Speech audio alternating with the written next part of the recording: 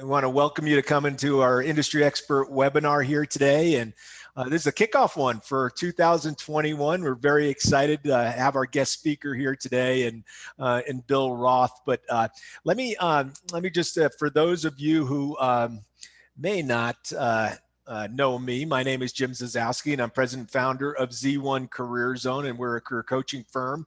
And we basically provide solutions for a number of different kinds of people. Some of our clients are those that have been out of work because of the pandemic, right? And trying to figure out, hey, how do I get back in it? What do I need to do that? What'll give me the differential advantage, so to speak? We've got a lot of our clients are just, they're just unhappy in their jobs, and trying to figure out what can I get into where I could really enjoy my work and where I could really clients, recent grads, probably the worst job market for people graduating college, and they've been going through our on-demand program to give them the skills and knowledge and all that to separate themselves out and increase their odds dramatically for getting into work, into their majors, into the professional life, and so forth like that. And lastly, we've started up a couple of colleges for their undergraduates, and that's been a lot of fun. And I've basically had the opportunity to teach a couple of live classes with that, and I've really enjoyed that. So that's a little bit about us, and that's about all we're going to share with you about us today, because we're going to get on to our featured speaker here. And before we do that, let me go over a couple of ground rules with you. You're going to notice that your mics have been muted, okay? And that's just to avoid disruptions during the webinar. I'm sure any webinar you've been on, you've had the same thing. But I want to encourage you to ask questions throughout or comment anytime. Just use the Q&A feature to share those with us, and we'll try to answer as many as possible at the end. It's very likely, as my prior webinars finished up, that we won't get to all of them, but I could promise you that we'll follow up with an email on that. We'll ask you to give us some feedback after the webinar and all that, so we can make sure that we're doing and providing you what you want to have on these. Be sure, if you haven't, follow us on Instagram, Facebook, LinkedIn, Twitter, whichever one. We keep that updated, so you're going to get information on every webinar that we have coming up, and again, they're monthly. It's the first Wednesday of every month, and the feedback has been terrific. We've had all kinds of presenters, and it's just absolutely been wonderful. So don't forget to do that. We also going to provide you resources and all that totally free of charge, and so be sure to follow us on Instagram. Okay. All right, so without further ado, I'm going to introduce you to Bill Roth, founder of Basics Team. And I'll tell you, you've probably had this happen in your life where you've been introduced to somebody, and your initial conversation, you said, I have to know more about this person, just because of maybe it was the wisdom they shared, maybe it was the excitement, the passion that they exuded, and all of that stuff. So that's what happened to me when I was introduced to Bill, and I couldn't wait to get back together with him on additional meetings to really get to know Bill better. And boy, I'm sure glad I did, and it's resulted with Bill being so kind to do one of these industry expert webinars with us. And he's going to be talking about really the principles of winning in the sport of business and life. A little bit about Bill's background. You saw that, I'm sure, as you saw the invitation, all that, but quickly, he's a Missouri Tiger, and grew up in Denver, but went to Missouri to school. And when he came back, Bill started his career at the Colorado Athletic Club, and spent a number of years there, about 8 or 9 years there. And Bill was the ops manager, and he was in charge of the company's expansion and so forth. And if you're from the Colorado area, you've certainly heard of the success of that organization, and Bill was a big part of that, to say the least. And then interestingly enough, Bill got in the sports business. And for those of you that are my age and around there, you remember the United States Football League that was head-on competing with the NFL, and I remember it well because I followed the New Jersey Generals back then, and believe it or not, that team was owned by Donald Trump, if you can believe that.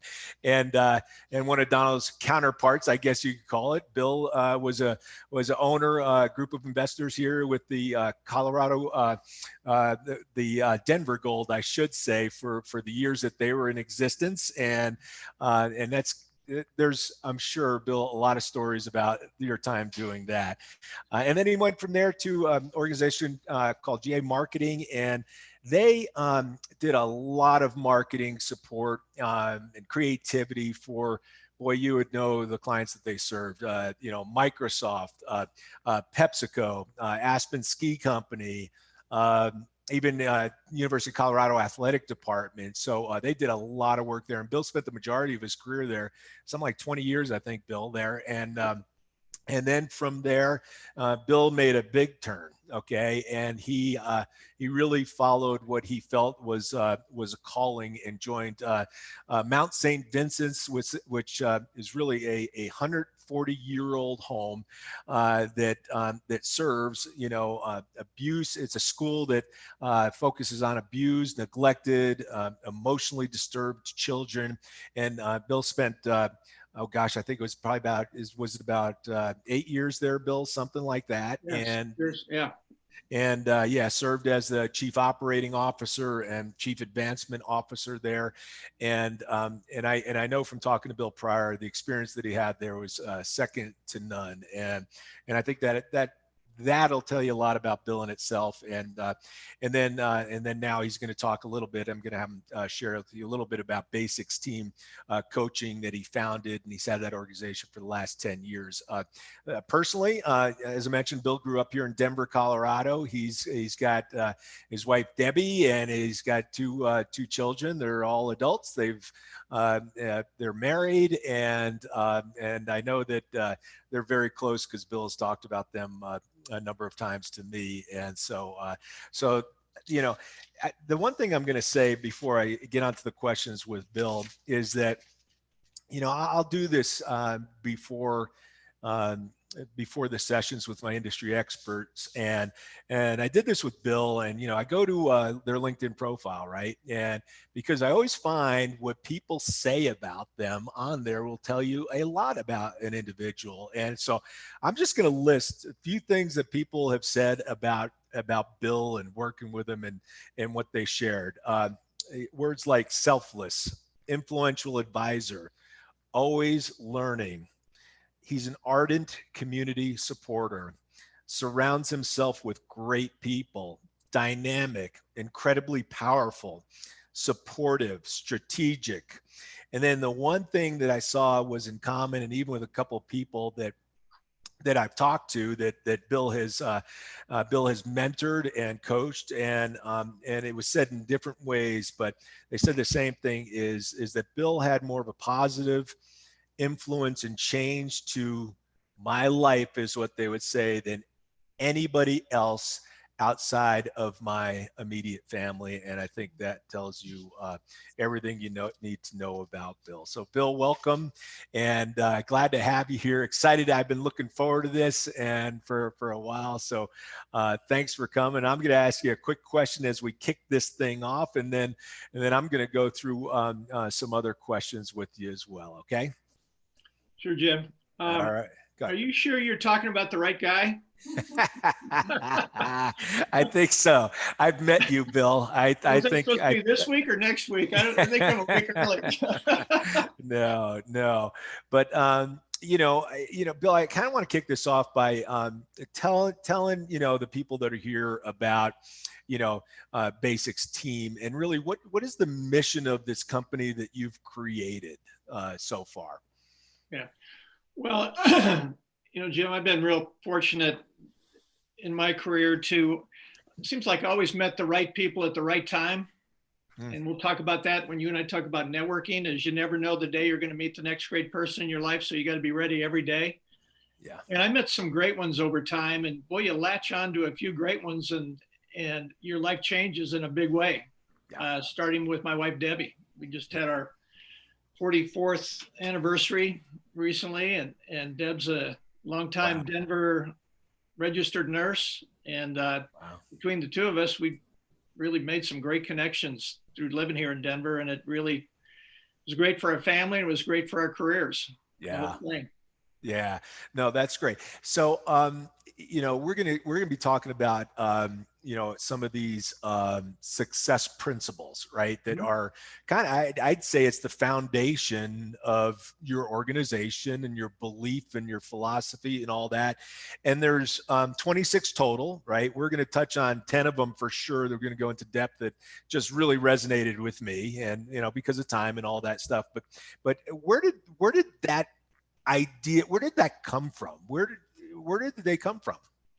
Well, early in my career, I started studying highly successful people, mostly in the business world, in the military, the government, people who were legends. And I started reading their biographies, studying their lives. And I think I learned more doing that than I did at my entire time at University of Missouri. So I continue to do that today. I've probably read over 100 biographies. Anybody from Henry Ford to Ray Kroc to Mary Kay Ash to Sam Walton to Steve Jobs. My wife and I are avid readers and Audible people. And so I just put together what made these people legends. And there's a lot of commonality through the years that they all had in common. And that was kind of the focus for Basics, is to take some of these principles that I'd learned about and read about and practiced, got better at, and I share that with the people I coach and mentor today. And it's pretty simple formula, but it works. Yeah. So just out of curiosity, how many people have you coached and mentored over the 10 years with Basics? Roughly. Basics, we're in our 10th year. It's well over 500. That's terrific. Yeah. That's terrific. That's great. And most of them were 2 or 3, 4 years. Some of them are still with me from the early days. And is there a certain background of them or age group or? Jim, when I first started out, it was mostly young people just out of college and they were typically friends of our kids.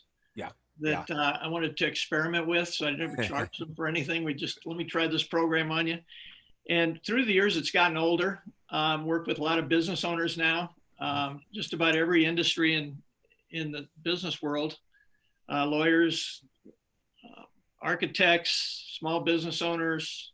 I can hardly think of an industry I haven't coached somebody in. Yeah, that's terrific. Well, I know it's been a huge success, and you've done great work for a lot of people, and I know that's part of your goal in life is to positively impact other people. And you've certainly done that through Basics. And, at the end, Bill, I want to make sure that people will know, how it's best to get in touch with you or learn more about that, and make sure that we share that at the end. So I'm going to go to our first slide here as one of the success principles. And again, I'm going to talk about 10 of them that I saw that I just said, yep, this is it. I believe in this. And I know the people that are on this will relate as well. So I'm going to let you speak to them. And this first one is purpose. And you've got this quote here: the purpose of life is a life of purpose. I love that. And purpose plus hustle equals success. What's this all about? What is this one all about? Yeah, well, one of the things that I teach is that I think the most important word in the English language is the word purpose. Nice. Why did God put us on earth? And the sooner you can realize that, the better your life is going to be. And when I was studying these Hall of Fame legends, I'd say the one commonality that they all had was they all had purpose in life. And I wrote down some of the people that I've studied and what their purpose was, starting with Martin Luther King. What was his purpose? Well, it was equality. Studied Mother Teresa. What was her purpose? Was hospice care in the third world. Walt Disney wasn't a great businessman at first. What was his purpose? He liked to see kids and families smile and dream. That was Walt Disney's purpose. Steve Jobs, one of my favorite entrepreneurs, his thing was simplicity with technology, which is what I love as an older guy. I like simple technology. I echo that comment, as you know. my wife and I have always been fans of Condoleezza Rice. A lot of people don't realize she grew up in Denver for the most part. That's right. And what's Condoleezza Rice's thing now is her purpose is education for kids. Yeah. Mary Kay Ash created 3 million women business owners. That was her purpose with Mary Kay. Wow. Nelson Mandela, human rights. Probably the greatest purpose person that I ever met here locally was Bill Daniels. Yeah. The Daniels Fund, Daniels School of Business. Bill was part of our league. He owned the LA Express. But Bill Daniels' purpose was making a lot of money, but writing a lot of big checks to nonprofits to help. Yeah. Yeah. And that's what still the Daniels Fund still does. Oh, that's so great. That was the power of purpose. And it's been my experience that all the Hall of Famers share that one thing in common. And that's that life of purpose. Yeah. Well, you've also got this word hustle in there, right? In this mathematical equation. How does that fit in to equal success? You know that, Jim, as a businessman, business is so competitive. I say it's the greatest sport in the world. A guy like Peyton Manning, you're familiar with him, your old Tennessee guard. Yeah. Peyton Manning might play, if they go all the way, they might play 20 games a year. Right. You and I, we're playing 350 plus games a year. Every day is game day. Yeah. Which means we got to be hustling every morning. We got purpose, but you got to add the word hustle to it. Yeah. Yeah. I like that. Yeah. And it's an equation for success. And I absolutely believe in that as well. So how about this next one here? Is weakness of attitude becomes weakness of character, and it's all about attitude, right? And I remember, as soon as I saw this one, it just brought me back 27 years. Okay. And the reason why it brought me back 27 years, I just believe your attitude is everything. You can control your attitude, right? It's one of those things you can control. It could be glass half full, glass half empty, your choice, right? But I'll never forget, you may remember this too, the Colorado Rockies came to Denver, Colorado as the first Major League Baseball franchise, right? And I'll never forget these t-shirts that they had. It said, altitude is everything. And I just got such a kick out of that, playing with the altitude, playing with the attitude thing. And I've still got that t-shirt to this day. And when I put it on, I smile. So tell us about this success principle, Bill. Sure. Well, it starts with the way you wake up in the morning. And this is a little bit corny, but that's all right. People will get it. I haven't used an alarm clock in probably 40 years. I don't need it anymore, but everybody's at one time in their life has probably awoken to an alarm clock. So we have a little thing in basics that who wants to wake up with an alarm going off? Burglar alarm, fire alarm. What a lousy word to wake up to. So in basics, we teach, let's do away with the word alarm clock and replace it with opportunity clock. So when that thing goes off in the morning, first thing we're thinking about is what kind of opportunity is there out for me today? And that's, it gets your attitude heading in the right direction, because is there a better word in business and in life than opportunity? Right. So we start with that. We talk about successful people are optimistic. They're that glass overflowing versus that glass half empty crowd. Mm-hmm. The other P word involved, in the first part, we talked about the P word purpose. The second P word has to do with that attitude, and that's the word passion. And I say passion is the gasoline that ignites the purpose. And you put the two P words together and watch out. Like that. Another key trait with people with great attitudes is a thing I called helper's high. And you see that with people who like to roll up their sleeves and get their hands dirty in the nonprofit world, helping people. Yeah. And boy, if you want to improve your attitude, go help somebody. Yeah. And I've seen it for years, these people that can't take the smile off the face. And I say, what's going on? Well, I just served lunch down at the Salvation Army, or just worked in the nursery at the Samaritan House. Yeah. And, it's a great way to just helping people. There's always people we call it helper's high. Yeah. No. There's a lot of addiction out there in the world, but how about getting addicted, getting high off helping? Yeah. It works. Yeah. That's terrific. Go ahead. I didn't mean to interrupt. Sure.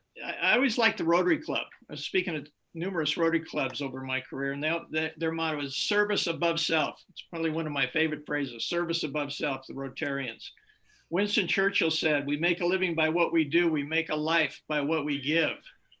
Churchill got it. Yeah. I'd say probably the greatest living example of a living being that really gets the attitude thing is my wife and I are big on dogs. We like to rescue older female dogs, and boy, they're wagging their tail every day. So I tell our people, boy, get your tail wagging. Yeah. Like when they see that tail wagging. So we have a lot of fun with this, but it does. It makes a difference. Yeah. Get that tail wagging.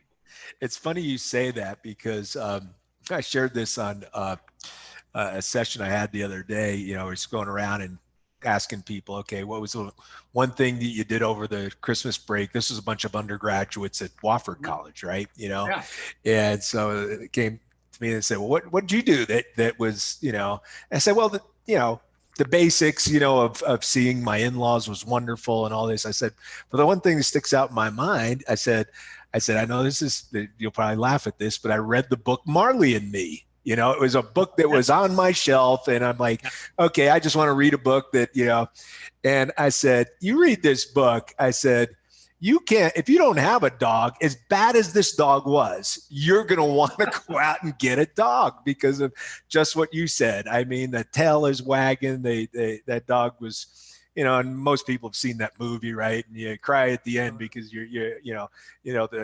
when his days are done, but you could just relate to what you just said, and makes me smile even telling you I read that book.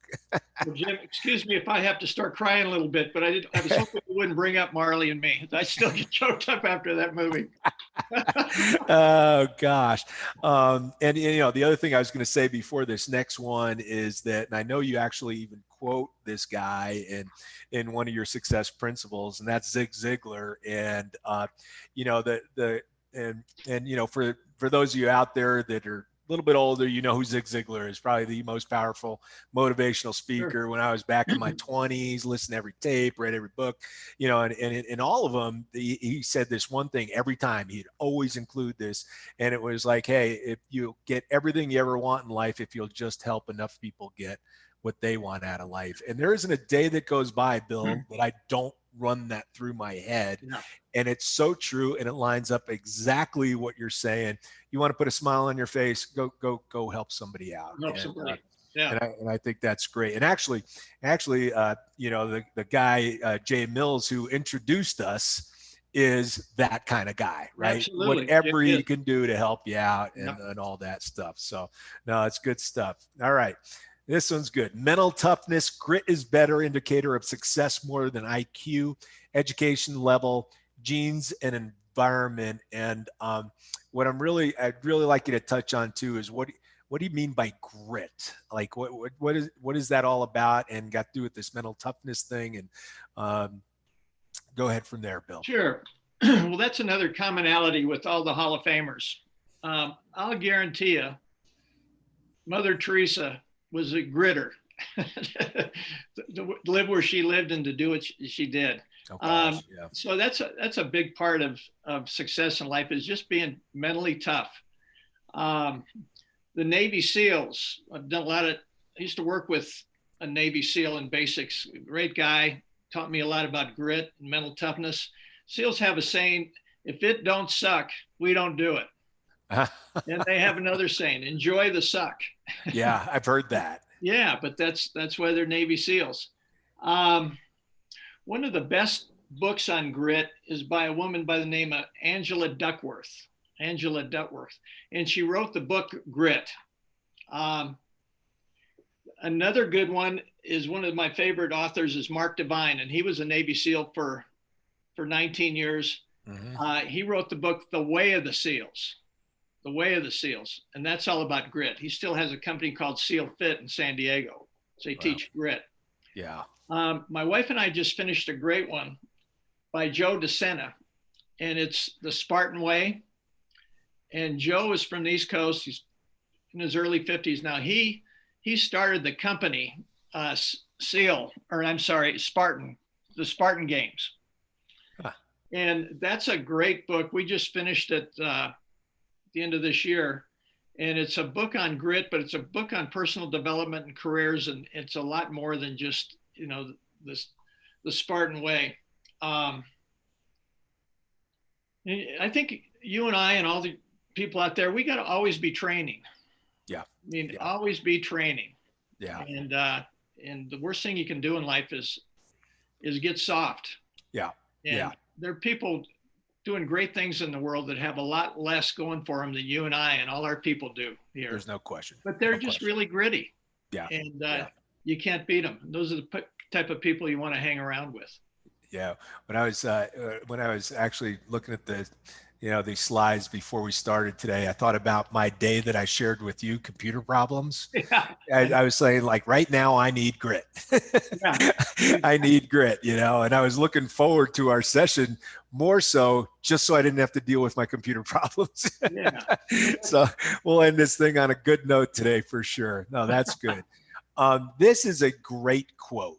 I have never heard this quote before, and I'm really interested in what you say about risk and risk taking. And the greatest risk in life is never taking one, because you've done that, and definitely throughout your life, right? And I'm really curious to hear what you're going to say about this, because that's it's one of those words, right? It either scares the heck out of people or people thrive in it, right? So it's another commonality with all the legends.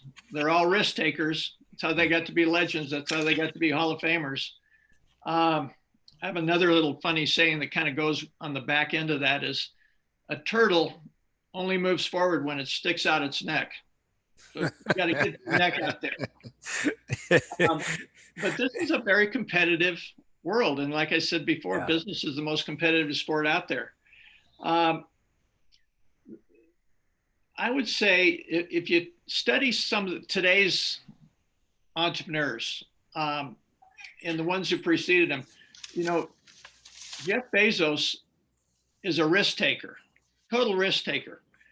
About 25 years ago, he had a good job working on Wall Street, big Wall Street firm, making a lot of money. But this thing called the internet was just coming online. And there's a story of Jeff Bezos. He's, I think, around 30 years old at the time, doing really well. He graduated, I think, from Yale or Princeton. And he was heading up his own department for this big Wall Street firm.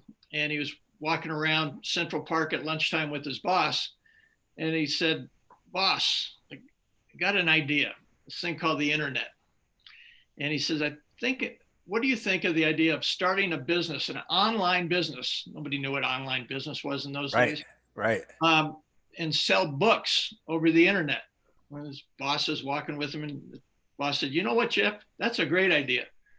But that's a great idea for somebody who's not making $125,000, who's 30 years old. Forget about it." Right. So he goes home that night, and he was married to Mackenzie at the time, and she was also from Princeton. She was a school teacher in New York City. She's now the richest single woman in the world. Yes, she is.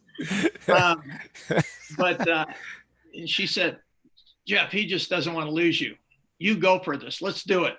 Let's do it." So they packed their bags and they headed to Seattle for this thing called an online bookstore, which, we were in those days at G.A. Wright Marketing, the internet was just coming on, and we worked with a lot of small retailers, was one of the areas we worked in. And what's this thing called the internet? Well, the smart ones, they put their store on the internet, and the really smart ones figured out how to put a picture of their store. Right. But all it really was in those days was just another vehicle like the Yellow Pages. Was the internet. Jeff Bezos taught everybody how to make money on the internet. Yeah. That's great. Another risk taker was Mary Kay Ash. When she started the Mary Kay business, she was a single mom, had 3 kids, had $5,000 to her name. She'd quit her job, build her garage up with with cosmetics and creams and private labeled at Mary Kay. Wow. But that was a risk take, you know. There's no question. Yeah. Wow. Ray Kroc, you know, selling milkshake machines. Ray Kroc didn't know anything about the restaurant business other burgers than milkshake machines. He didn't know anything about food. That's funny. funny. But he met the McDonald brothers, 51 years old. It was a risk take for him to quit his job and to get in this thing called McDonald's, a franchise. People weren't doing a lot of franchises in those days. Yeah. And you go on and on. You know, Walt Disney left Kansas City with $100 in his pocket to go to LA to start publishing cartoons with his brother Roy. $100 in his pocket. He was a risk taker. Yeah. If you want to see a real modern day risk taker, read about Phil Knight at Nike. The book Shoe Dog. Oh yeah. You know, when Phil was 20 years into Nike, he was the highest paid guy in the company, the owner of the company. He was making $20,000 a year, had a wife and 2 kids. His wife had a budget of $75 a week for groceries, but he was a risk taker. And look what finally happened after 20 years. Wow. So you can study these people. You know, Richard Branson, total risk taker, both professionally and personally. And I think he take balloon rides across the ocean. Oh yeah, no, he's crazy. Yeah, he's crazy. He's borderline crazy. Professionally. Yeah. But let me ask you this. What would you say to, you know, people on here? I guarantee there's a bunch of them saying, you know, I'm risk averse, right? You know, do I just stay that way, or how do you go from risk averse to willing to take that chance? Is there anything that you'd say to them? You know, being an entrepreneur, you got to be about half crazy. So it's not for everybody. Yeah. And I tell the people I'm working with, do not quit your job. Try something on the side. Mm-hmm. I'll help you with that. Yeah. But it's, you know, it's not for everybody. Right. And there's nothing wrong with that. You know, as long as you're happy in life and you're productive in life, and you're good to your people, and you got a purpose, like you said, going back to your purpose. And it might not be being a risk taker, which is probably good. There's enough of us nuts running around as it is. So I don't know if we need anymore. That's well said. Yeah. All right. Well, let me go on to number 5 here. There's our guy, Zig Ziglar. Zig. Yazoo City, Mississippi. I'm a big admirer. Be a goal setter. What you get by achieving your goals is not as important as what you become by achieving your goals. Wow. Well said. Yeah. Expand on that. So, I was always a Zig Ziglar fan too. I think, wasn't he from Mississippi? Yazoo City, Mississippi. Yeah. Never forget it. Great guy. So, goal setting is when we goal set, we're looking for results, not just activities, results. And that's what I encourage our people. When you're setting goals, don't create more activities. Just what result are you looking for? And that's what you want to go with. I say that goal setting is nothing more than a dream with a deadline behind it. Mm-hmm. That's where we put dates on everything. In the basics program, we have 4 steps to our goal setting program. The first one is the traditional bucket list. Yep. Boom, boom, boom, boom, everything you do. The second part of that, step 2, is we move from the bucket list into 7 different categories. First one is your physical fitness goals. That's your 14ers. That's your half marathons. That's your SEAL Fit. Right. And, the second one is professional development. It's the classes you want to take, the seminars, the webinars you want to take, meeting people like you, Jim. Yeah. The third one is your spiritual goals. And under spiritual, I put volunteering. It's a big part of your spiritual goals. Yeah. Next one is family relationships, networking. We'll talk about networking a little bit later today. Yep. The third one, or the next one, is lifestyle goals. It's your buy a house, remodel a room, put in your own gym. That's your travel. Uh, the seventh one is your career goals, and where you want to go. And then the fourth one is, the next one is your financial goals. Mm. So we go through that. So that's step two. You put them from your bucket list into those 7 categories. The third one is we come up with a top 10 list, and we start getting firm on dates with the month and the year for your top 10. And then fourth and final, they present to me their top 3 goals with the steps they're going to take and the date they're going to hit each of the 3.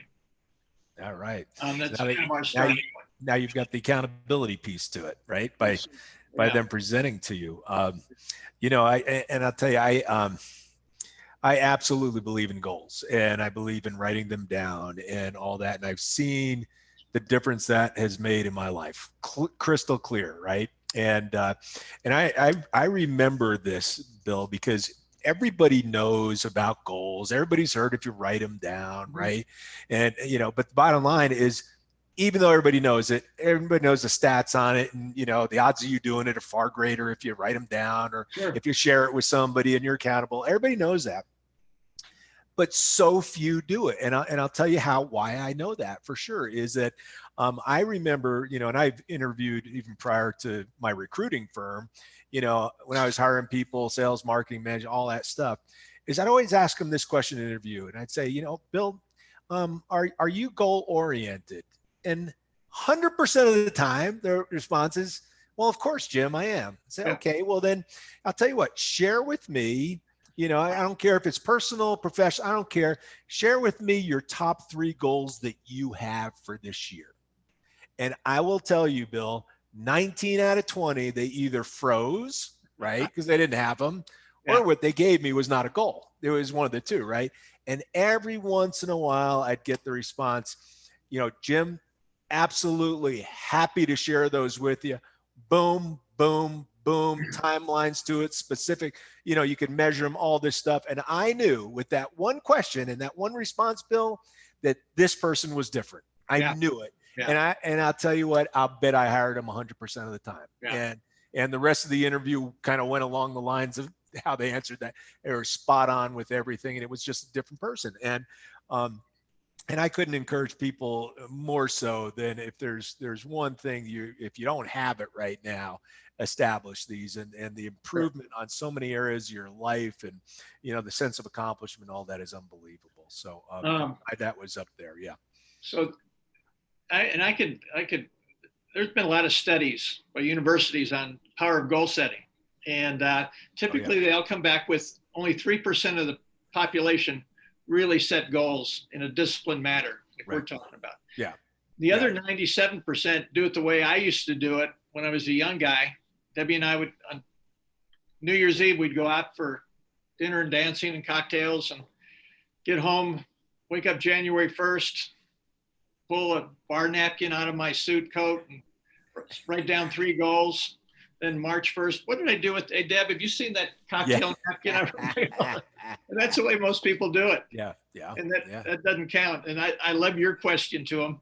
Well, share with me your big 3 goals. There's a lot of silence in the room. I got a lot of blank looks like, I'm in trouble. That's a great question. All right. So number 6 here, value results. Be a creator, not a consumer. And, I was thinking of, when I saw this, and you may have mentioned it during one of our conversations, and said this guy earlier, Walt Disney, I think of that when I see this. So tell me about the valuing of results. Well, that's another thing I studied with all these Hall of Famers. They're all creators. They're not just consumers. Steve Jobs was the ultimate creator. His thing was put a dent in the universe. What the hell? That sounds like something that would come from a creator. That's what he did. He created. Yeah. Nobody in my lifetime ever changed the world more than he did with his creations. Walt Disney was a creator. Like you said, he had a vision. Jeff Bezos, world-class innovator. And that's another first cousin to creators, is people who innovate. Sam Walton is a creator. He got his first Ben Franklin store opened down in Arkansas. Mm-hmm. Got a second one, got a third one, changed the name to Walmart eventually. Yeah. And just kept duplicating. And he was a creator, and he created a tremendous legacy behind him. So I think that, and you look at some of the great creators, how they started out, and that's another thing I teach here is there's something about people who are creators in their garage early on. Yeah. And that's just the legacy of garage companies. Started in her garage. The two Steves, Jobs and Wozniak, garage guys. Hewlett and Packard, garage guys. Harley and Davidson, garage guys. Two Google guys, garage guys. And you can go on and on about all these great companies that were started by creators out of their garage. And look what they built over time. That's amazing. Yeah. That's great stuff. And real quick on this, not a consumer. What do you mean by that? Like, be a creator, not a consumer. Yeah. Well, there's nothing, we all got to be consumers to a certain extent. Sure. But I would rather be known as a creator than somebody who's, boy, that Bill Roth can really shop. Yeah. I don't want to be known for that. I hear you. That takes a lot of talent, in my opinion. Yeah. Well, those are excellent examples, and and I'll tell you, you're getting me to start thinking I need to read more biographies. That's for sure. Yeah, that's for sure. Yeah, they tell you what they did. What's that? They tell you what they did. Oh yeah. Oh, it's fascinating. Yeah.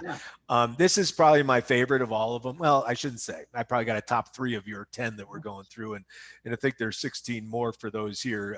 We can always share those with, and we'll share those with those people who are here on a follow-up. But networking and define net giving - building social capital. Tell me about this, right? Tell me about this. And I remember you talking, when we were talking about this a while back, you mentioned about Bill Daniels, the father of cable there, and as it related to networking too. So touch on networking, and Bill, and why you feel that this is so important. It's so important. If you look at that word networking, look at that word, everybody, networking, and circle the middle 4 letters in that word. Spelled WORK.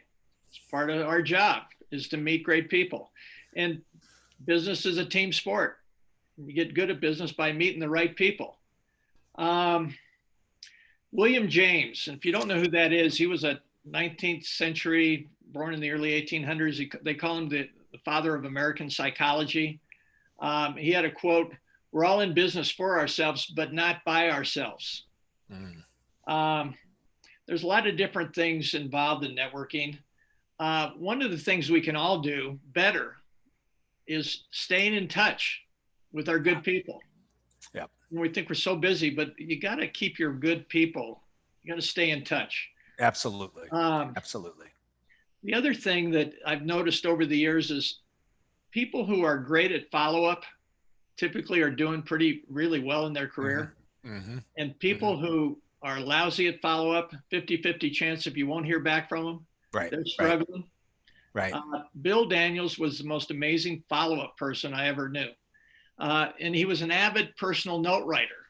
Well, if you ran into Bill Daniels at breakfast or lunch or something like that, he'd come over, he'd buy the table a round of drinks or something like that. And then you'd get a personal note from him 3 or 4 days later. He was one of those guys who just followed up. The other thing I teach is how to meet people. Going to networking events, kids, soccer games, church groups, when you're meeting new people. And I teach, stay away from the very worst line in networking. And that line is, what do you do? Right. Yeah.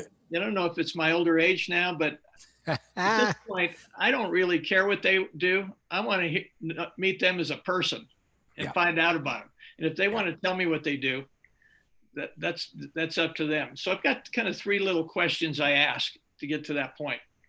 And I always start out with the line, where are you from? And I've never met anyone who isn't proud of where they're from. They could be from South Dakota, South Carolina, South America, Southern California. Everybody's proud of where they're from. They have a story behind that. And the other thing, remember, is people like to talk about themselves. And that's what I'm here for. I want to hear about them. I don't need to say any more about myself. Right. So that's the first, where are you from? It gets the conversation going. And then if they're interesting, I'll say, but you're an interesting person. What'd you do after school? And I don't say high school or college, but when you left the nest, what did you do? And you really hear some interesting things. Met a lady the other day. She joined the Peace Corps. Whoa, wow. Talking to an eagle. Want to hear more about the Peace Corps. She went to Central America and taught women how to be entrepreneurs in Nicaragua. Wow. Then the third thing I'll say is, how did you get here? And you find out so much with those three questions. I like that. And it all focuses on them. And if it's an interesting person, I interrupt all the time because I want to hear more about their story. That's right. And they like telling me that. Yeah. So get away from that line. What do you do? Yeah. Yeah. That's really well said. And I like this 3-question approach. It's easy, right? And people will start, talking about that. They will. Sure. And I'm gonna use this, if you don't mind, in the future. No, absolutely. With some of my folks, because I think some people fear networking, right? Yep. And I thrive in it. I love it, and it's interesting because, the same guy, one of the best networkers, Jay Mills, who introduced me to you. Sure. But out of my so far, I think I've had, you might be the 10th industry expert, right? Mm-hmm. 3 of them are people that I met through Jay over the last 3 years. And matter of fact, Barbara Brooks, our next one coming up, is a 4th one. Okay. It's amazing. It's amazing. Yeah, the stories. People have great stories out there, and you learn so much from them. That's awesome. Yeah. That's a great summary, Bill. Yeah. In fact, I know Barbara. She's a winner. I'm gonna want to hear her next month. Oh yeah, she is. Yeah. She's a firecracker, is what I'd say. 8 is be accountable. What gets measured gets improved. Peter Drucker. Good quote. Yep. How to be accountable. People who are accountable don't try to be everything to everybody. They perform only the necessary tasks. And they're not afraid to say no. They're not afraid to pass on things. Warren Buffett, who I've studied quite a bit over the years, says, I say no to 99 out of 100 deals. Say no. But that 1 out of 100's made him Warren Buffett. Yeah. Always focus on high value projects. Who wants to be accountable doing things that don't really matter? Only focus on high.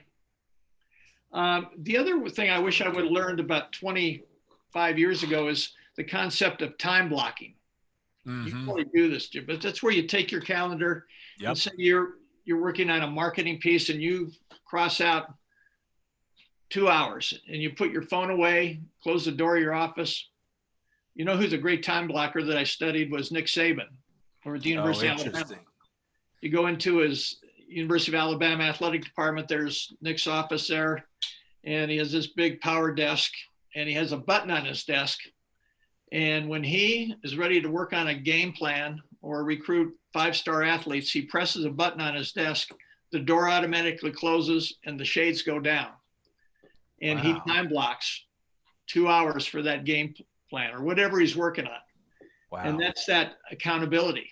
That's impressive. And that's single tasking. It's another commonality of great time blockers is they single task. They don't try to do everything to everybody. Right. People who are accountable typically measure what they're doing. And one of my favorite stories, I think we're doing okay on time. I'll be real brief with this. Yeah. Is Jerry Seinfeld. Jerry Seinfeld became the first billion-dollar comedian. History of comedy. Jerry Seinfeld was the first one to be worth $1 billion from the Seinfeld movies. Wow. So his story early on is he was a early 20-year-old kid living in New York City, one room, little dinky little apartment, bed, refrigerator, bathroom, little kitchen table. And he was reading the New York Times one morning and he read an article within a 5-mile radius of where he was living in New York City. There were 5,000 wannabe comedians. He goes, oh my God, 5,000. You know, he says, and if you think about Seinfeld, he's not really funny. You know, George was the funny one. Kramer was the funny one. Elaine was the funny one. So he decides, you know what? I'm not going to try to be as funny as the other 4,500 out there.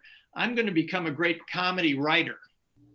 Oh, and he got himself a big one of those old traditional wall calendars with 31 days block calendars.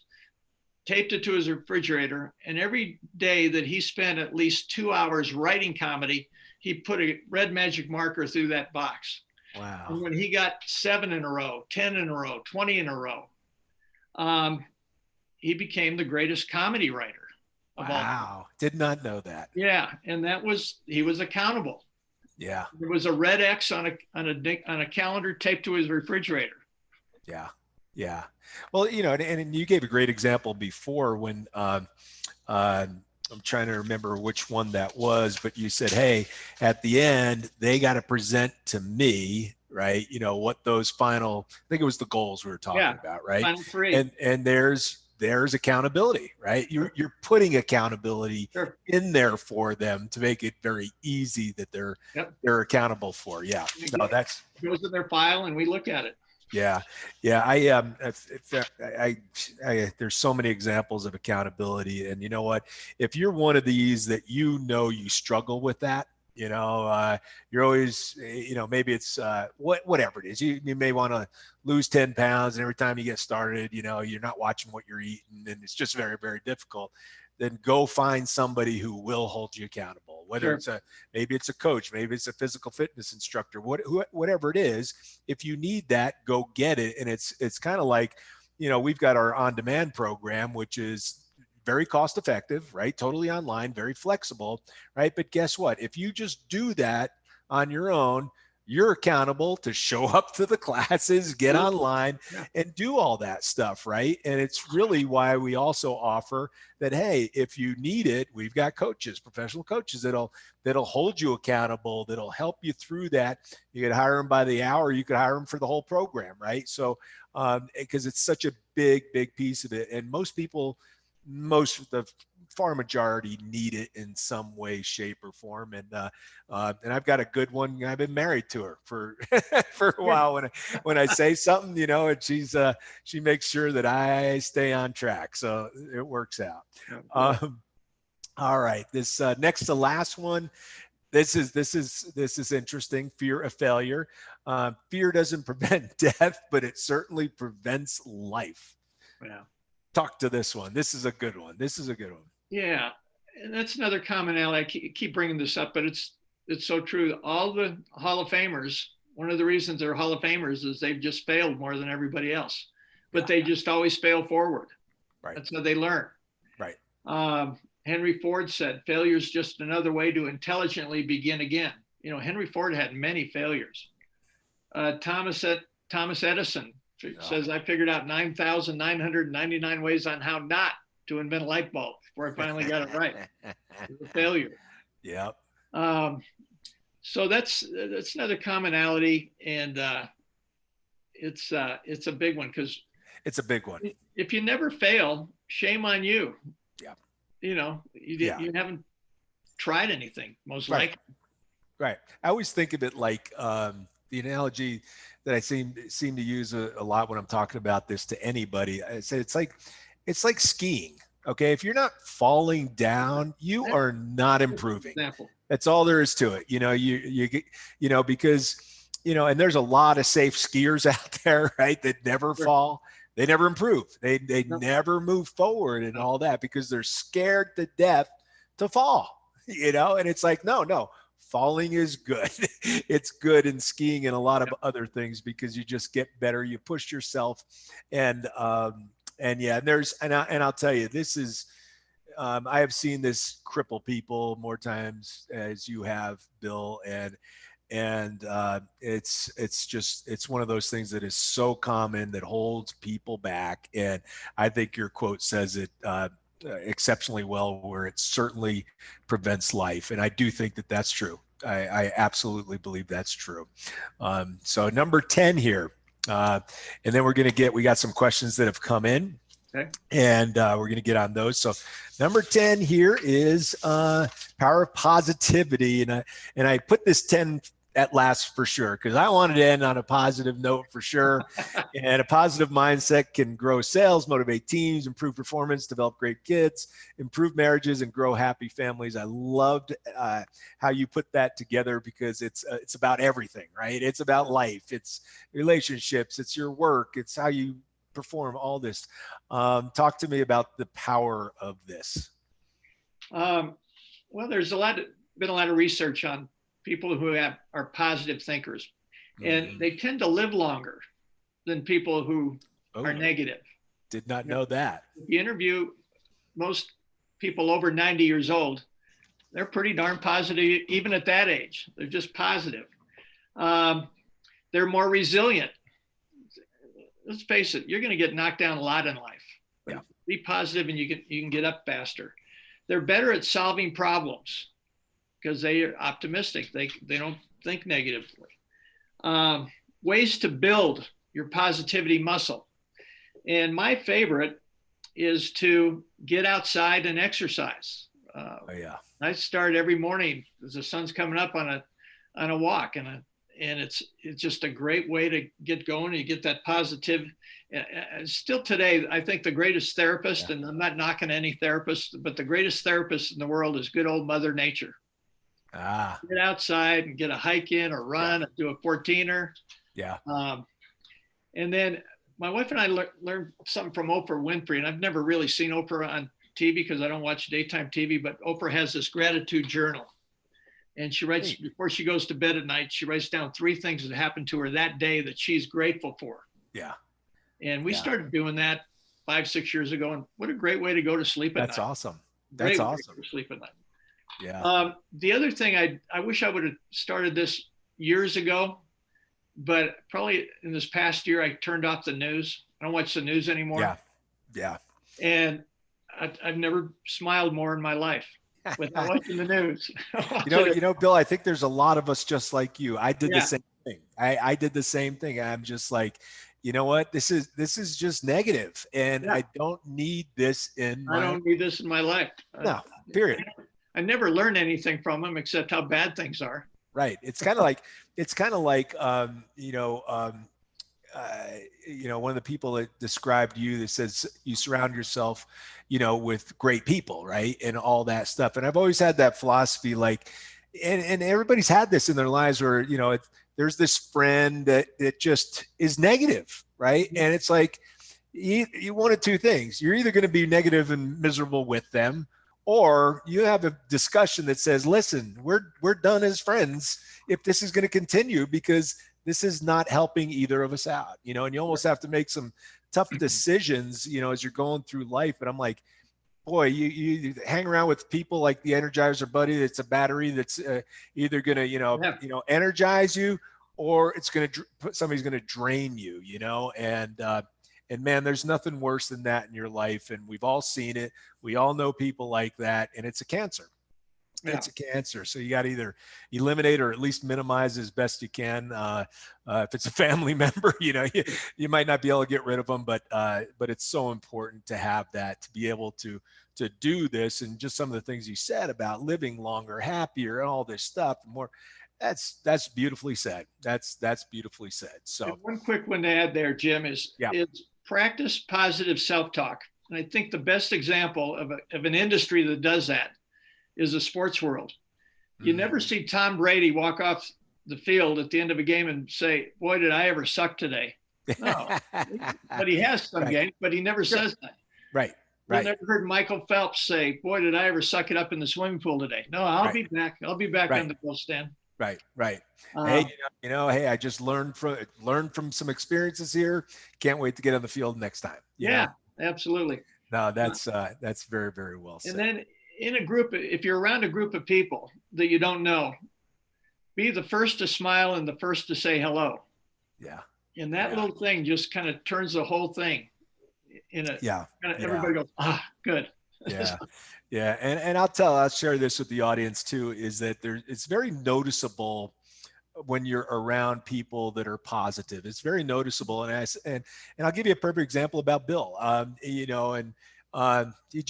does this probably not even thinking about it, but we had some email exchanges here over the last couple of weeks, and my daughter Elizabeth helps with putting this thing together. And every time she sent Bill an email, Bill would get back and say, Elizabeth, this is great. Elizabeth, and I'm telling you, I'm reading this and I'm like, this is why Bill is who Bill is. It's authentic, right?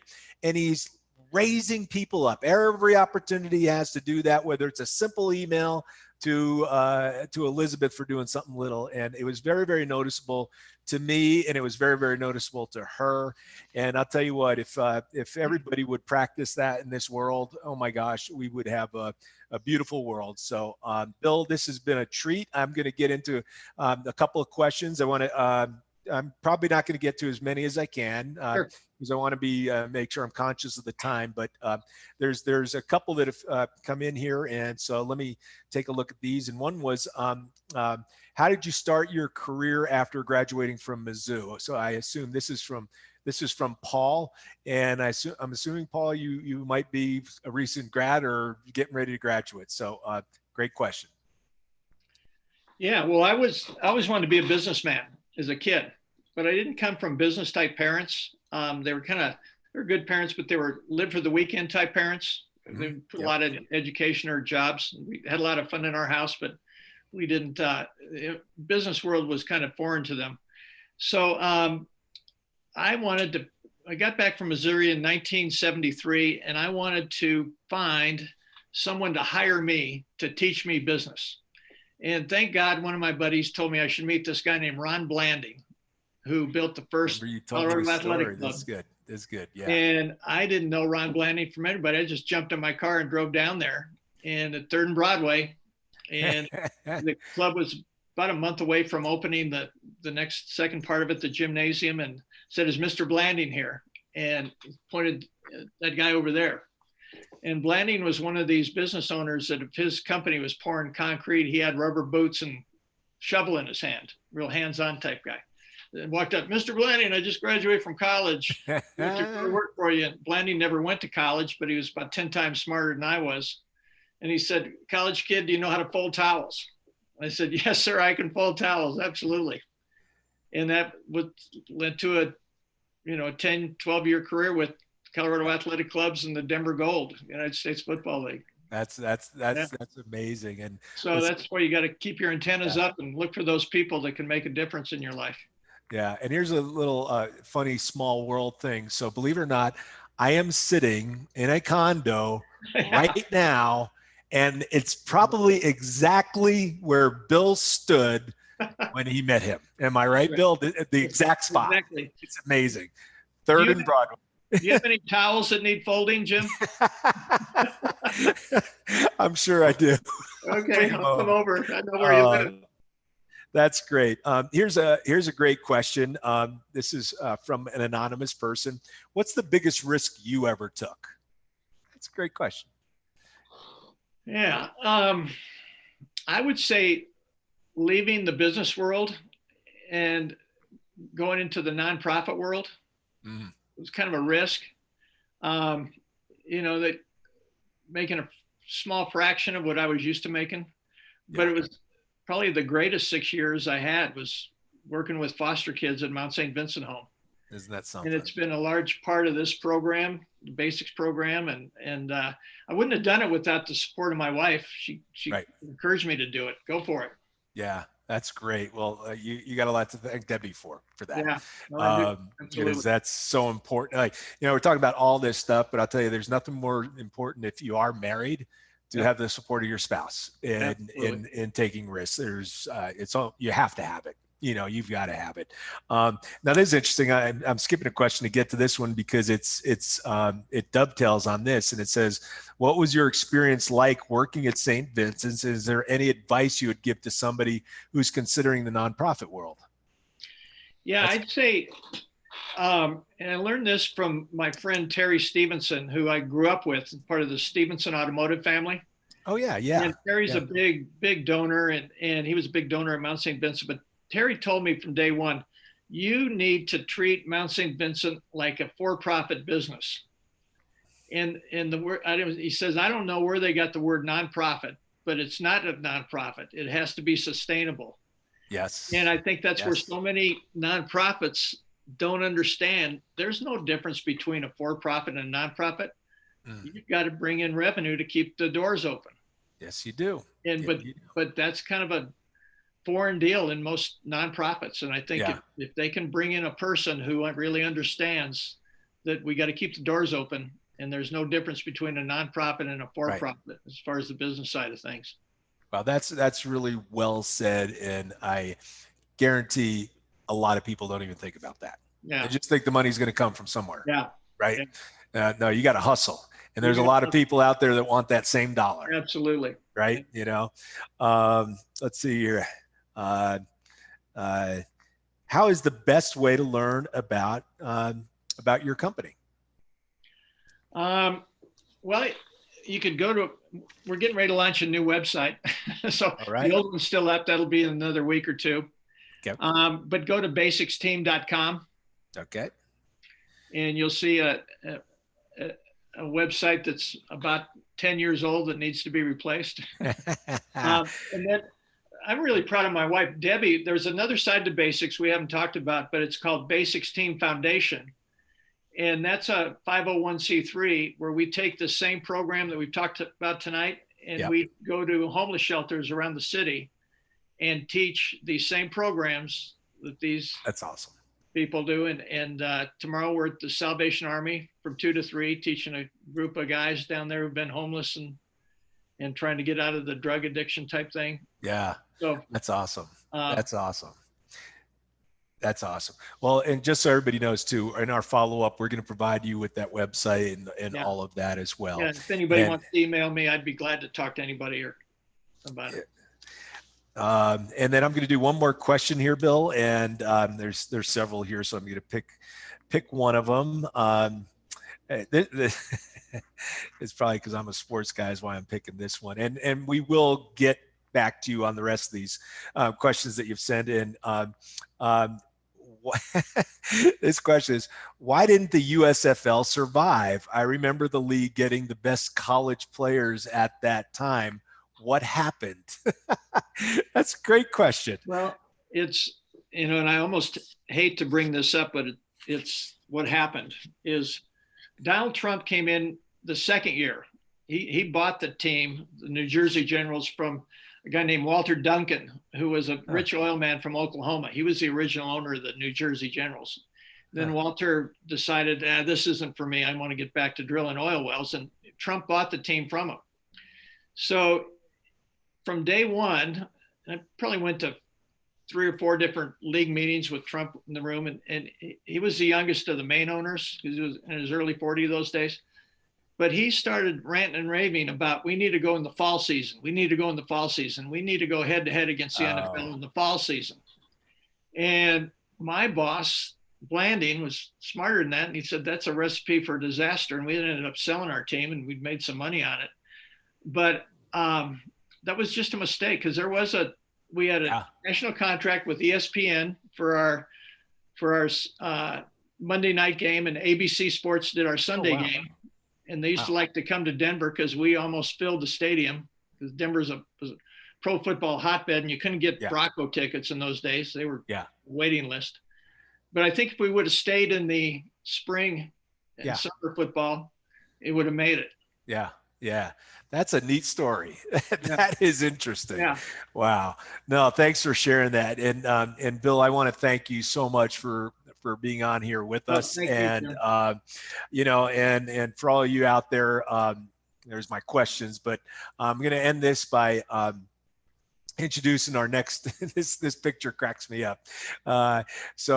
Next up is Barbara Brooks and Guadalupe Hurt, and they are at Second Act Women. And I could tell you that this is their organization that they put together is really empowering women 40 years and older, and it's really to be all that they were designed to be, right? And they do a great job with events. They do a great job with their blogs and all this stuff. And the first time I met Barbara Brooks, I remember the receptionist told me, "Oh, you're in for a real treat," you know. And I said, "I'm looking for Barbara Brooks," and she came down, and you could see her smile. And Lupe Guadalupe, she's the same way. I mean, smiles that will light up the room when they talk about electrifying personalities. These are these gals, and they've done such a great job. And I was really honored because they had me come and do a workshop for their group. And I remember Barb saying to me, she goes, you must be special because you're the first male we've invited to present to our group." And I said, "I do feel special." And she actually invited me back to do another one. So I was very honored by that. But I've been looking forward to getting her involved in all this stuff and sharing what they're doing.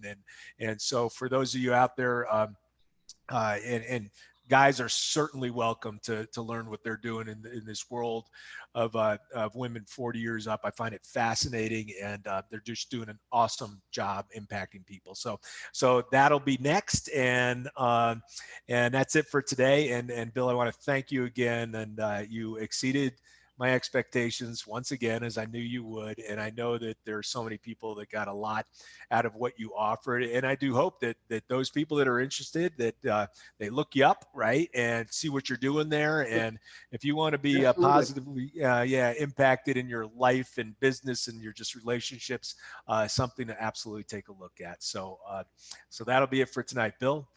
Thank you again. Jim. You're a real blessing to our community, believe me. So keep up the great work. Well, thank you. And we're all in it together, right? Yeah. And that's what counts. All right. Good night, everybody. And thanks for being here. I really appreciate you all.